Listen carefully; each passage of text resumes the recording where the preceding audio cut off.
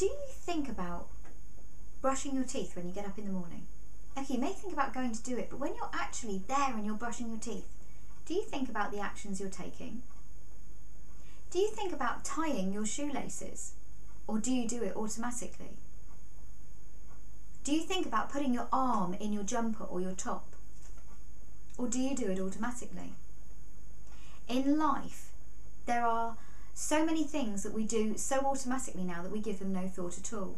Well, that's like our habits. Our habits are what I call the tracks of our lives.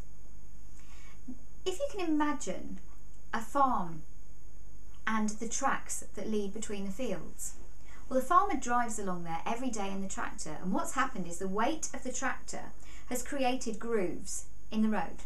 And if the farmer was feeling like being very lazy, what he could do is he could actually take his hand off the steering wheel and the tractor would still drive down that same track, because the grooves are so deep, the wheels can go nowhere else but those tracks.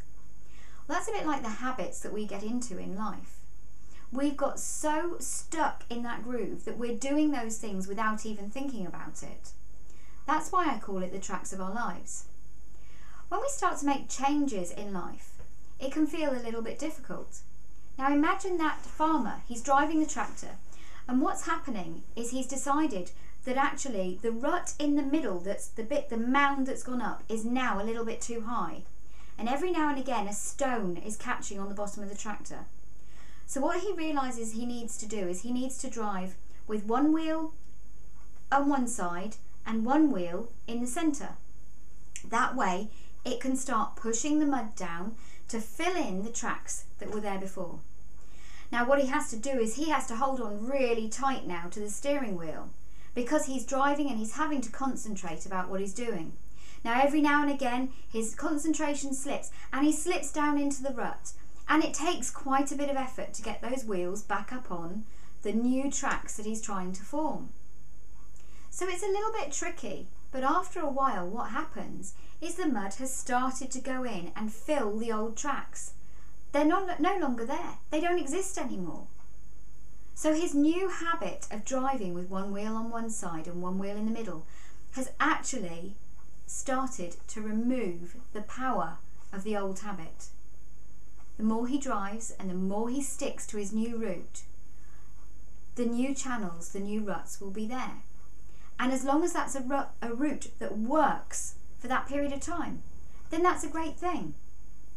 It's no different to when we try doing something different, we're breaking a habit. Say suddenly with our teeth we have a brace put on. That brace, we need to concentrate again on how we clean our teeth. We need to make sure something's not stuck there that's going to irritate us later on and cause a problem.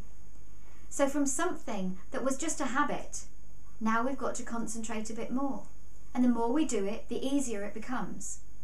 The emotional baggage diet shows you so many little simple tools and strategies that you can use every day.